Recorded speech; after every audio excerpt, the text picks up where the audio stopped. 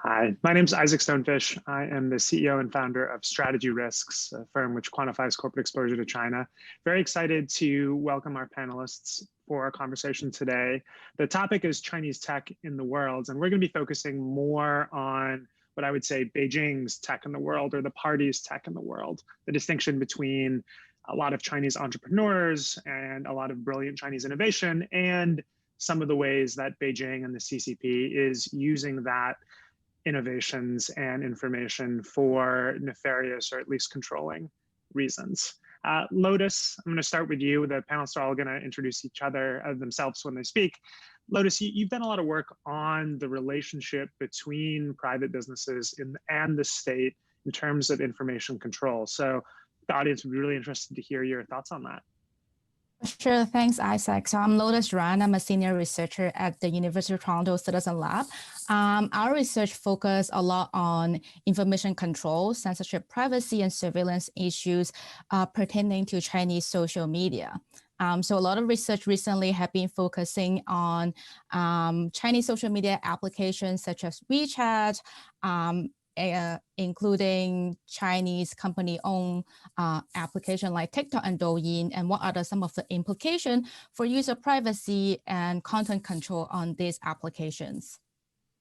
Fantastic, fantastic. And so Puma, over to the right, does a lot of work on Chinese tech and disinformation. I'd love to hear from you the ways in which Chinese tech platforms, but also US platforms, Facebook, Twitter, et cetera, spread disinformation. Yeah, so hi, this is Puma Shen from DoubleThink Lab. So our organization focused like several issues, and there are like four main points here. First is who are the state actors, like who are the adversaries who are initiating all this IO stuff. And also we look at the channels, the infrastructure, that how they spread all this disinformation online and offline. So we also investigate a lot of like United Front or department stuff. And also we look at the content, the narratives, whether they are spreading only like cheerleading stuff, or they're spreading conspiracy theory, all this negative stuff to trigger our negative emotion. And that's the third thing. And also the last stuff like we really focus on is like who are the victims, like which group of people are more vulnerable than the other that consume this disinformation from China. And since today's panel focus a lot on tech and not very like tech oriented, but later I will discuss more about how technology could be exploited and to using like big data analysis and how this information could be spread in the assistance of all this information collected by China state actors. Fantastic, thank you, Puma. And Alexandria, so I know you're doing a lot of really fascinating work on China tech in Africa. Why don't you tell us a little bit about that? Hi, everybody. I'm Alexandria Sahai Williams, and I live in Nairobi, Kenya, where I primarily research China's private tech investment in Africa. So I focus on companies like Huawei and social media companies as well, and how they're affecting the tech landscape on the ground in Africa, particularly East Africa. Fantastic, thank you. And Josh, tell us about you. Hi, everyone. My name is Josh Chin. I am the Deputy China Bureau Chief for the Wall Street Journal, currently based in Taipei after I was expelled from Beijing along with several other American journalists last year. Before my current job, I was a reporter covering sort of tech and politics, including state surveillance in China and Xinjiang in particular. Currently putting the hopefully finishing touches on a book about that same topic that will be out next year. Fantastic, fantastic. So I know all of you are avid consumers and also producers of news and journalism. And I'd love to hear in this sort of Beijing tech global space, when you're reading media commentary on this, what do you feel like people most often misunderstand or people most often get wrong? So you're reading a story and you think, oh, no, that wasn't right. Josh, let's start with you on that one. Yeah, I mean, I guess I think the thing that I see the most often that I think is misleading, although it's understandable why people would adopt it, is the sort of Cold War framing. You know, almost everything in having to do with China tech is now these days sort of slotted into this idea of a sort of tech Cold War, pits the U.S. against China. And, in the sense of sort of two superpowers facing off for sort of global influence, it makes sense, but it's also, I think, it's misleading in the sense that the China of the 21st century of now is nothing like the Soviet Union of the 1980s, right? It's deeply integrated with the global economy, with the U.S. economy. It's technologically much more advanced, and what it's trying to accomplish is very different than what ideologically the Soviet Union was after. And so I think and including with technology. And so I think again, understandable framing, but I think we often sort of misunderstand, or we risk misunderstanding what's happening in China when we use that framing. Fantastic. Alexandria, over to you. What would you say the conventional wisdom is on China tech in Africa, and then what are people misunderstanding with that? I would say that conventional wisdom often forgets the collusion with actors on the ground in Africa.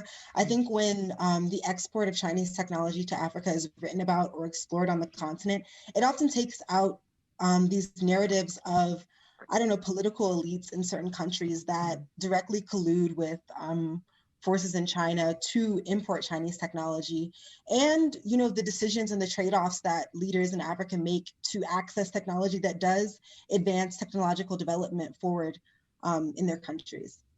Hey, that's fascinating. Is there any particular examples that you feel like really elucidate that?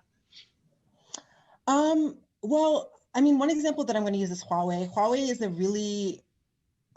The Huawei conversation in Africa, I feel like, is very nuanced because Huawei has pursued a number of projects on the African continent. So I'm going to use East Africa, for example. When we think of Huawei, we often think of Uganda, where they rolled out the Safe Cities project, which enabled Museveni to kind of suppress the opposition for the last election.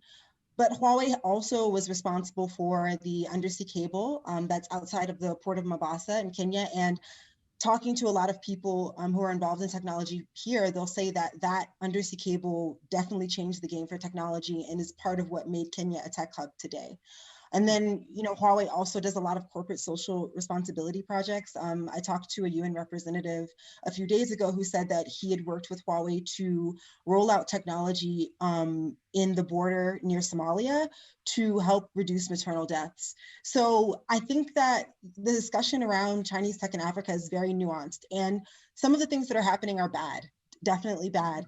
But then there are these other things that are beneficial to people on the ground. And I think that providing a better narrative around that involves understanding the actual effects that it has to people and companies and the development of the African tech sector. Great, thank you.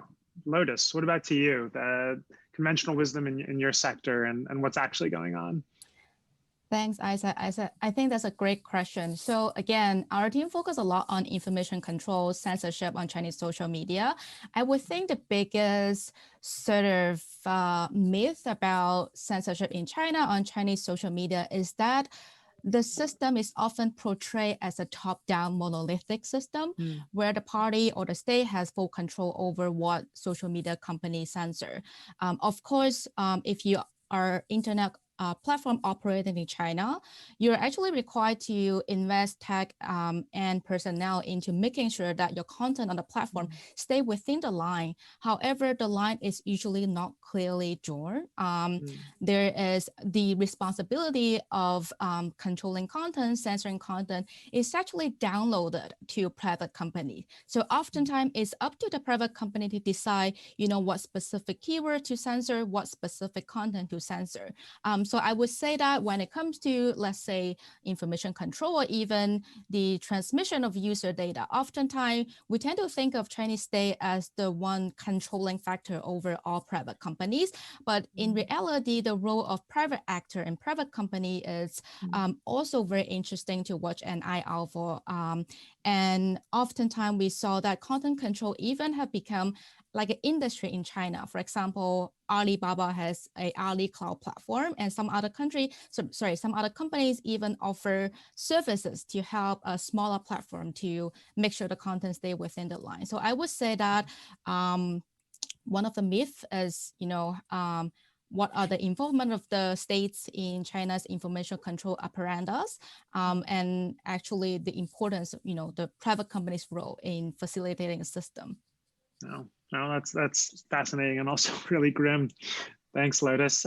Puma, what about you? What are people thinking about disinformation and what are they missing? Yeah, I totally agree with what Lotus just said. It's either like top down or bottom up. So, I mean, to understand Chinese influence operation, it's kind of crucial to not categorize all these attacks in a very traditional way. So, I mean, there's a group of people saying that, hey, this is the state actor, they're very centralized. But also there are another group of people saying that, hey, all these information operations are kind of scattered and they're ineffective. And I think both of them are wrong. So, I mean, Chinese influence operation are both centralized and decentralized. And to explain this, I mean, the command of the CCP might be very centralized, but the operators have their own capacity to initiate different kinds of attacks. And these attacks are often decentralized since the operators seldom collaborate with each other. So operators try to find any like niches that they can fit into. So once they can find a topic that suits the CCP's propaganda or purpose, and they try hard to apply for government fundings, and I mean, the corruption will be involved for sure, and then initiate this kind of IO attack and revise their strategy along the way when the attack is voided. So, I mean, when we talk about technology, we often say that, hey, the social media has been weaponized, the algorithm has been weaponized. But I mean, in the Chinese context, it's kind of China is really good at not just weaponizing social media or technology. They're very good at weaponizing their citizens or weaponizing Chinese diaspora and using them as a weapon to initiate different kinds of disinformation operation. So, I mean, that's the very general misunderstanding on this kind of topic, I think. Fantastic. So Taiwan is in many ways the testing ground for influence operations and perhaps the country that the United Front Work Department, a party organization that strengthens China's friends and weakens its enemies, the place that they're the most active in. And I'd love to hear, Puma, what you think the United States can learn about Chinese influence operations in Taiwan and what lessons they can take to better prepare their own citizens to resist those. Oh, yeah. So, I mean, so in terms of technology, when we talk about all this surveillance stuff, it's not really popular right now here in Taiwan. I think they can try to diminish the value of democracy by investing all these foreign companies or even enter countries with its own companies to do so. But it's not the case in Taiwan. So what other countries could learn from Taiwan is, I think there are like two stuff. So first is like how China hackers try to hack into our systems, or how their companies steal and collect information in Taiwan. So there's a quick example. There's a company called Wuwei Technology in Beijing. So they try to operate all these online psychological tests on Facebook and IG, and then collect all this information, all this private information from Taiwanese citizens, and then try to analyze the profiling, our persona and how we think, and categorize Taiwanese people into several groups, and then establish the content from, and actually several contents on websites to spread political disinformation against like different kinds of people. I think that's very successful because they're utilizing all this big data analysis and trying to find like which group of people are more vulnerable than the others, so who will consume all this Chinese kind of disinformation. But I think what is more important here is that previously, I think in 2018 and 2019, China is really good at big data analysis, establish all these fan pages, IG, Instagram, try to have a lot of Instagram followers to spread this information. But right now they're going through another strategy. I call it investment strategy, which means that they try to invest the like entertainment enterprise or the PR firms, and trying to have them to spread the disinformation locally there in that country, and especially here in Taiwan. So for example, they will try to bribe the live streamers or influencers or even YouTubers to have them spread all these pro-China messages. So it's not about like using technology, it's more about approaching people, making friends and paying them money. And people may think that it could be a conspiracy theory because it's really hard to prove that all these influencers have official connections with all these Chinese actors. But however, sometimes they don't need so. So a best example here is that when you look at 2019, there's the election there in 2020 January. So in 2019, when you look at the top 10 YouTubers who received donation online here in Taiwan, 7 of them spread pro-China messages. Oh. And sometimes because they do not have any official relationship with China. But people will know that if you spread pro-China messages, you automatically make some money through the donation system from YouTube, or you can provide a QR code for them, and they could donate them from like WeChat Pay or Alipay. You can make money. And that's how they can establish the disinformation market just like that.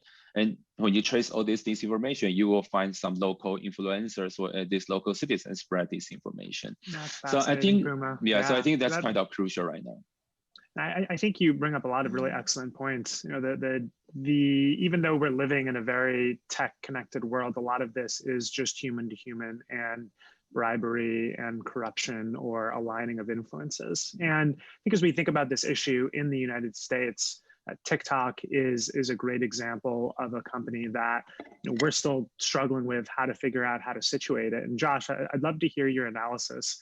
How should people in the United States, both from the market's perspective, but also from a national security perspective, how do you think they should think about TikTok? Oh man, I mean, TikTok's a really interesting story, right? I mean, I think that I mean, it's so politicized because of the previous U.S. administration that it's all the rhetoric around TikTok and around its parent company ByteDance during the Trump administration was so heated and full of its own sorts of disinformation. It's really hard to pick apart. I think. I can't remember actually. And Lotus, was it you guys who did this work? I mean, I think it was Citizen Lab who did an analysis of TikTok's source code, right? And found that it wasn't collecting any more data than personal data than Facebook or Twitter or any other social media app, right? So there's nothing, at least in the code initially, that you look at that makes it seem any more sinister or dangerous. I mean, of course, it's a Chinese company, right? And it's ultimately its headquarters are in Beijing, and there's a lot of debate about the extent to which Chinese internet companies resist demands from Beijing. But ultimately, of course, Beijing can turn the screws on internet companies when it wants to, and we've been seeing that happen with Alibaba, with Ant Financial, a little bit with Tencent recently. So. It's a fascinating question. I mean, I think there is, should you delete TikTok? I don't know. I mean, it's a personal choice. I think you should generally be wary of any company that's collecting your personal data, right? I guess think a little bit about the fact this is a Chinese company, but I don't know. I don't really have a really satisfying answer there, but maybe Lotus has more to say on that. That's a tough one. Yeah. What do you think, Lotus? Thanks, Josh. Yeah. So my colleague Pei-Lian Lin, he actually did a comprehensive technical analysis of TikTok and Douyin. So Douyin is just the Chinese version of TikTok that operates only in mainland China, I think. So what he found is pretty interesting in the sense that exactly like you said, in the previous administration, there's a lot of framing using national security framing to sort of describe Chinese social media applications such as WeChat and TikTok as a national security threat. I think that has come with several implications. Well, first of all, our technical analysis didn't find that TikTok collects any more data than other social media company does. So assume whatever Facebook collects you, TikTok does. Also, when it comes to exactly like you said, should I delete TikTok on my phone? I think it's entirely up to your personal choice. If privacy is your concern, then maybe also think about what other social media apps collects on your phone as well. That said, we did find on the Douyin version, things a little bit different. There are different features on this Chinese version of TikTok that caters specifically to the mainland Chinese market. For example, we did find, it collects more information. We did find that certain terms are restricted. So I think the distinction really is also, I think we need to, going back to collecting information or censorship, right? The role of private company is one of the key factor in understanding how and why and whether a company does certain thing. For ByteDance, which is TikTok's parent company, for them, making profit is probably the primary concern. So would that cater a lot of the resources to answer to a specific government? I don't know, but I just know that when it comes to issues like that, oftentimes we also look at the nature of private companies. Is it there to make money? Is it there to answer to, users' needs, or is it there to retain more user? I think another interesting example is, again, WeChat. So a lot of my research focus on WeChat. It's owned by a Chinese company, and we do find that WeChat censor a lot of information in mainland China. But interestingly, WeChat has expanded overseas. What we found is that WeChat implement censorship only on accounts that register to a mainland Chinese phone number. For its international user, meaning that if you initially register a WeChat account with an international phone number, you're not subject to censorship of Chinese political sensitivity. So I think when it comes to issues like that, we need to think about, what are the nature of private companies? Are they here to make money? So I think, again, I don't have a specific answer to that. We can argue that, again, there's a saying that the data is the new oil, right? So if you have a lot of your citizens' data at the behest of a private company, a foreign company, could that be considered potentially a national security threat? Maybe. But also, I think we need to look into more technical evidence and more sort of thorough understanding of what a threat is and how, what is the implication for average users in any nations. I think those are great points. And I think it boils down to the issue of, if China is a national security threat to the United States, then TikTok is as well, because it's a Chinese company and because the party has at least de facto control over a lot of what TikTok does. And then if China is not a national security threat, then TikTok is very akin to Facebook in the weaponizing or the not weaponizing of the information that TikTok and Facebook collects.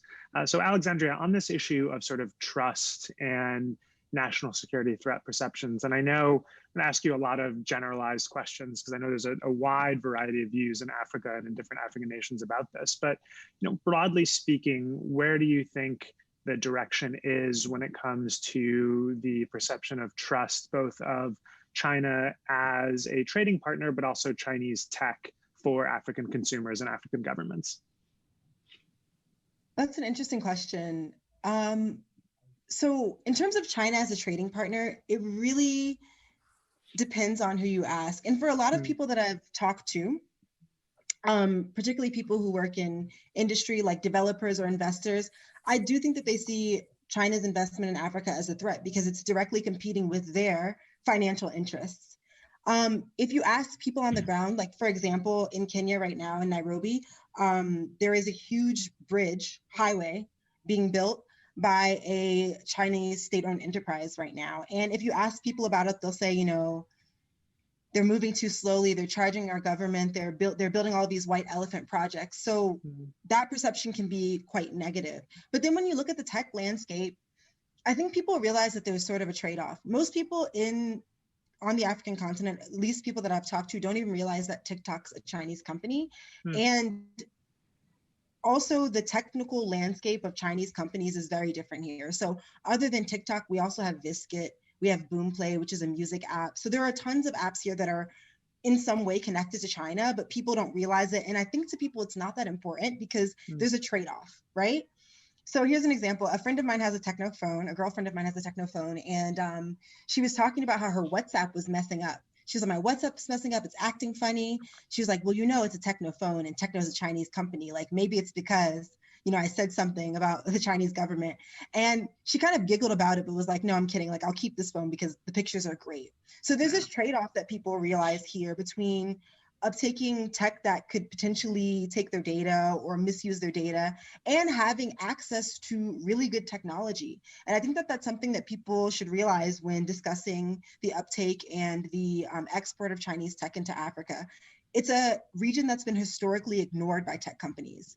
where tech companies haven't taken the time to do market research and understand what people need here. And when you have these companies that are coming in, offering affordable technology, offering discounts on data. So for example, Boomplay, which is a music app here, you can use without using actual data on your phone, which is extremely expensive here in Kenya. People are willing to make that trade-off. And until there are other options available, people will continue to utilize whatever's available and whatever's the most affordable. Thank you. I'd like to talk about Xinjiang a bit. And Josh, I'd love to hear from you how Chinese tech innovation can lead to, for lack of a better term, innovative oppression in Xinjiang, the region in Northwest China, where there are upwards of 1 million Muslims and other minorities in concentration camps. Right. Yeah. I think the situation in Xinjiang is hopefully pretty well known by now, so I won't belabor. I won't go sort of repeat everything. It's a pretty bad situation, and technology is obviously a key piece of it. And it really is. I mean, it is dystopian. It's not. I remember when I first went there in late 2017.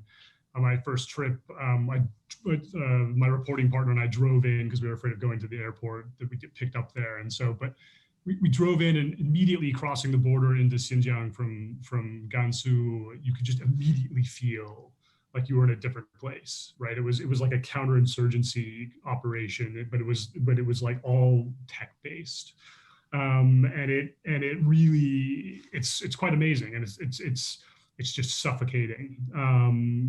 It's sort of cameras everywhere, checkpoints everywhere. You have to scan your face to go into like a bazaar or into like a hotel or a bank. We actually got pulled over at one point because we were driving a rental car with license plates from outside of Xinjiang, and they had a license plate reader that flagged our car. And cops came in and blocked our pathway back and forth, on the front of our car and the rear of our car, and made us get out and to explain what we were doing. So, I mean, it's, the party in Xinjiang is really, what Xinjiang shows is what can happen when states use technology with no limits to exert control on a population, and to really engineer. I mean, it's not just control, but it's actively trying to shape a population's behavior and identity, and it's using data to sort of try to predict who the troublemakers are going to be, right? And so it's the absolute maximum end of oppression for technology, and so I think in that sense, it's obviously valuable to look at, even if you don't have a particular interest in China, because I think it really shows what this technology can do. But on the flip side, you have this exact same technologies being used in places like Hangzhou for the exact opposite, in the exact opposite way, right? Hangzhou is this sort of digital paradise, right? It's this beautiful, it's where Alibaba is located. It's where two of the biggest surveillance camera companies in the world are located. But everything in Hangzhou runs smoothly because there's cameras everywhere feeding data into the sort of central smart city. They call it the city brain, and it optimizes traffic. It optimizes everything in the city based on data it's collecting. And so if you're a wealthy, Han Chinese person living in Hangzhou, surveillance is really great for you. So I think, to me, the really interesting thing in China is that contrast. Fascinating. It's dark, dark and fascinating. Puma, what's the debate in Taiwan about Xinjiang, and where do we see Xinjiang disinformation spreading in Taiwan? Yeah, it's a very interesting case here, because I know someone who mastered who got a PhD in math and who worked in China, and actually developed a system that how to monitor the people how they walk in Xinjiang, because they can indicate like who you are, like by only for targeting, like using the camera and see how you walk, and you will know like who it is and whether they are like walking too quickly and whether they want to initiate attack or something like that.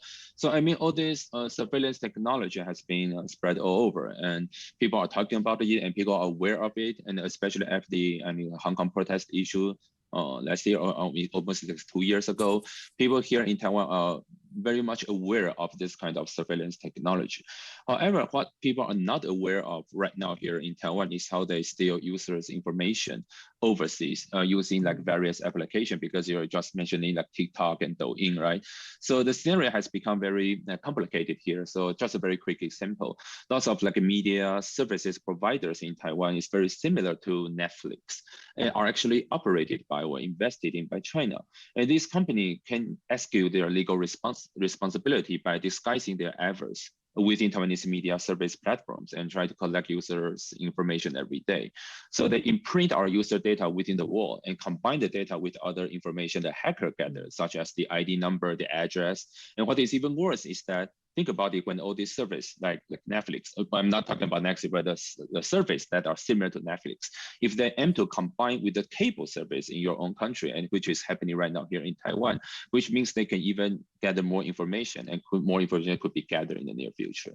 And in terms of the question you just about how the Xinjiang, the information is very political, because people only talk about Xinjiang because that they sense that China is a threat right now, and when they are not sensing that kind of issue, and maybe this kind of discussion will kind of diminish.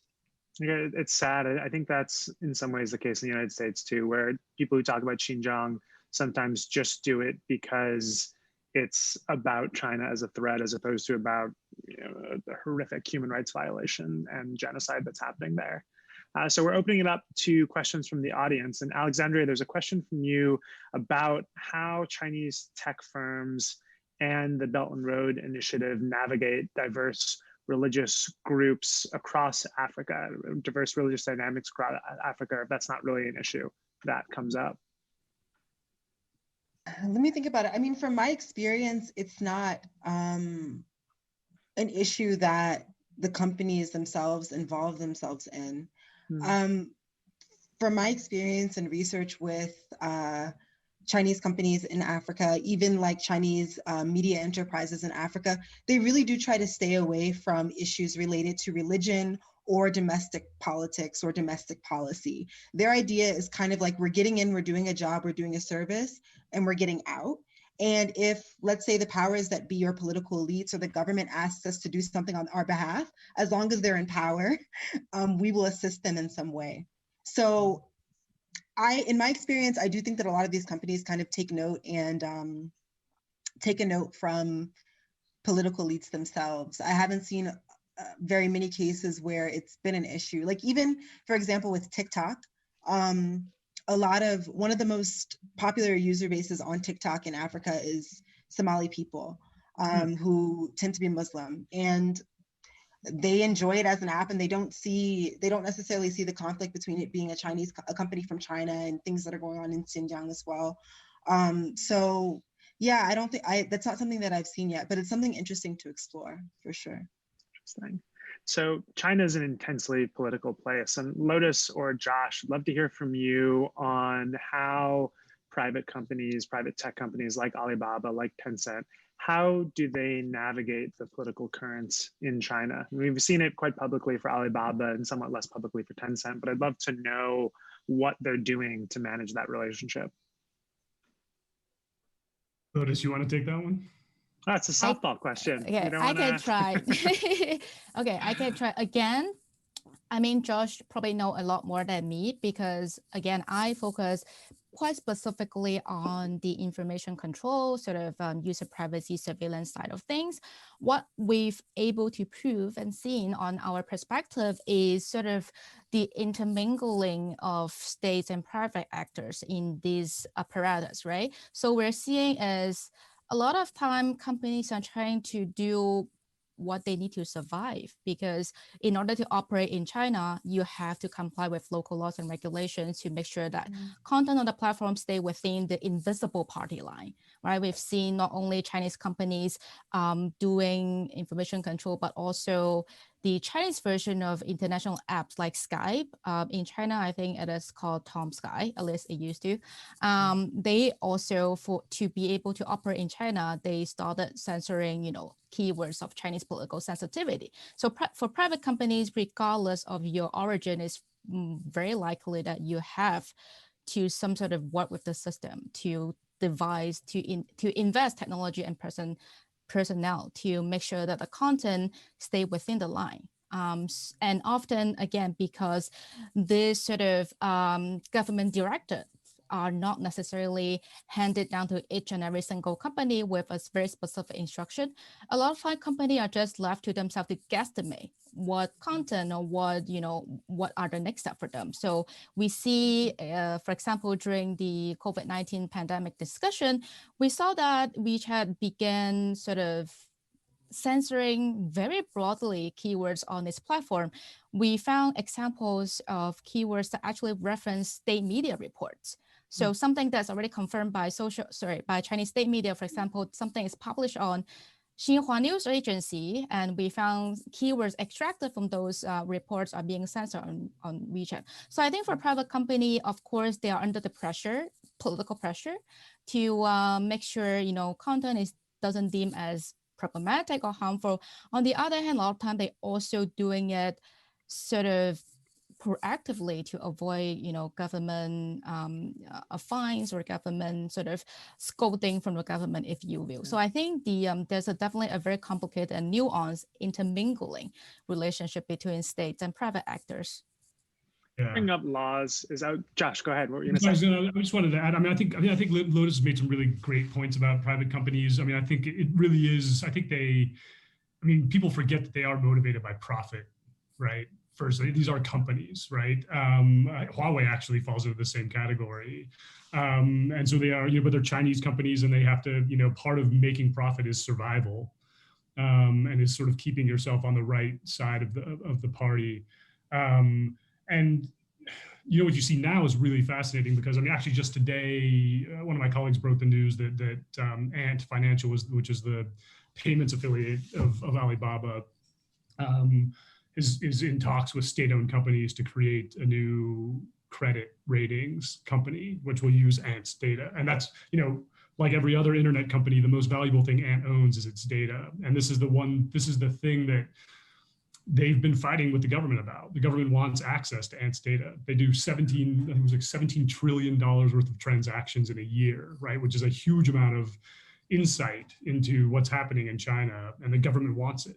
And of course, Alibaba doesn't want to give it up because Ant doesn't want to give it up because that's their competitive advantage. But now they're giving it up. They are talking with state-owned companies about basically handing this over for a credit ratings company, which is pretty fascinating. So I think the Chinese tech companies now are they're still around, but their business models are up in the air in a really serious way. And what's also fascinating is you've seen all of these founders of tech companies step down or kind of step out of the limelight. So Jack Ma is basically not running his company anymore. Founder of ByteDance, he's doing education philanthropy now. Pony Ma is no one's seen Pony Ma, the founder of Tencent, in months. I guess he made a brief appearance recently, but also all these entrepreneurs, all these sort of innovators in China, people who really drove the Chinese tech industry are stepping away, which I think is going to be really interesting for the future of Chinese tech. When I close my eyes, I can see what Jack Ma looks like, and I can picture him, dressed as a glam rocker on stage. But I don't remember what Pony Ma looks like, and he's done for the longest time a very good job of being very, very low key. And I think, so if Jack Ma is relinquishing his position as the most popular man in China outside of Xi Jinping, who is next going to wear that dangerous crown? Who do you think? There's got to be. There's always got to be. There's got to be someone, a first among equals. I think that's. And I guess they're all fighting to not be that person. Yeah. No. I think it's a really interesting moment. These were the people who, and they're heroes, right? Jack Ma is he's a godlike figure in China, right? Which was the problem for him partly, I think, right? And Zhang Yiming at ByteDance, so he's a rock star, right? He's a celebrity, and and both of these guys built really innovative companies, and now they don't feel, for whatever reason, they don't feel like they can keep doing that. And so, what is that going to mean for the next generation of entrepreneurs in China? What is the message you take away if you're a young Chinese engineer with an interesting idea for a company? when you see this happening, what do what is that? What lesson do you take away? I mean, maybe build it, and if you're building a $50 billion business, fantastic. And then above that, so having a small, medium, even a very large success is good, but going beyond that, you're just putting yourself in a dangerous position. But yeah, who knows? It's difficult. Jack Ma was also somewhat of a rock star in some countries across Africa, and I think he gave some big speeches in Kenya as well. So how is the news of Jack Ma's fall being taken in Kenya, Alexandria? I think at the beginning, it was actually surprising to me, and a number of news outlets actually discussed Jack Ma's disappearance from media, especially because that was on the back of the Netrepreneurs competition that Jack Ma has pursued here in Africa. And people discussed it, but people still kind of view Jack Ma as a hero here. People definitely respect him as a very important founder of technology and someone who's very important to African tech here. So it's not like his esteem has declined here since he's disappeared from media or from the public in China. In fact, people ask me, they're like, so where's Jack Ma? I remember that was a joke that people would ask me at one point. Where's Jack Ma? Where do you think Jack Ma is? And I was like, okay, I mean, I don't have the inside line on where Jack Ma is, but people were definitely concerned, but it hasn't worn away at his esteem. And I do think that that's a problem if all of China's tech pursuits in Africa are kind of being viewed in the lens of Jack Ma, that obviously would be a problem for the state, and they would definitely view that as a threat. Lotus, what's your sense on how linked Chinese tech companies are to their founders, and how that would, say, compare to Steve Jobs at Apple and Zuckerberg and Facebook? Are they equally as linked, or would you say it's a different system in how those two relate? I wish I knew. I feel like Josh and Alexandra will have much more insight into this. But I feel like one of the things that keeps when people ask China-related questions is as if China is so unique and Chinese companies are so unique that they must have a different operation system or different way of functioning.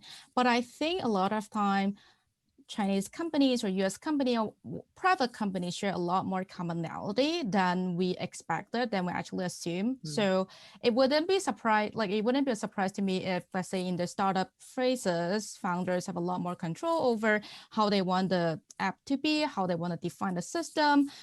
There's a media report saying that Zhang Xiaolong, I don't actually know what his English name is, but he is sort of the founding father or the developer of WeChat, right? He has a lot of say in how WeChat, what WeChat's design should be, what WeChat's UI should be. So he absolutely have a lot of power over the app.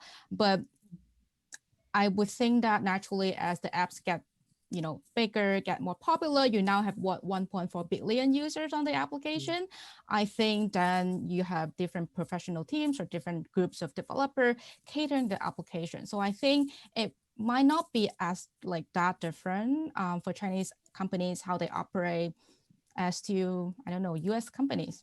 Maybe Josh and Alexandra can add on that. Scott, just under 2 minutes. So just as a final question, I would say, in a sentence, what should people remember from this panel? Josh, we'll start with you. Oh, man. It's complicated. I mean, we'll take it. That's a good answer. We'll take it. Yeah. All right. Puma, what do you think? I mean, because we mentioned about all these tech owners and I'm focused more on disinformation. So people can look at how Joseph Tsai, the owner of Brooklyn Net, when he was interviewed by CNBC a few days ago, he actually supported the national security law in Hong Kong and see how he amplifies all these Chinese propaganda. And this might be another way how all these tech companies could spread disinformation or propaganda. I mean, actually from China. I mean, that's a perspective. Yeah. That's a great point. So the founders and the top executives themselves, not just the platforms. Alexandria, what do you think?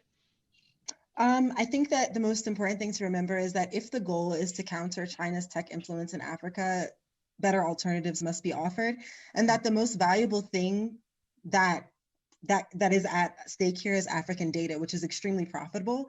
And Chinese tech companies realize that, and they're capitalizing. And what I want to see is more African tech companies hold and maintain African data. Great. That's the most Thank you. important thing to me. Yeah. Thanks. Lotus. I would say the role of private actors and private companies is very important to keep an eye out for. Fantastic, fantastic. Thank you all for your incredible insight and comments. Thank you, the Atlantic Council, for hosting us. And thanks to everyone in the audience. We are going to magically end 4 seconds early. Thanks, everyone. Have a good day. Thanks. Thank you.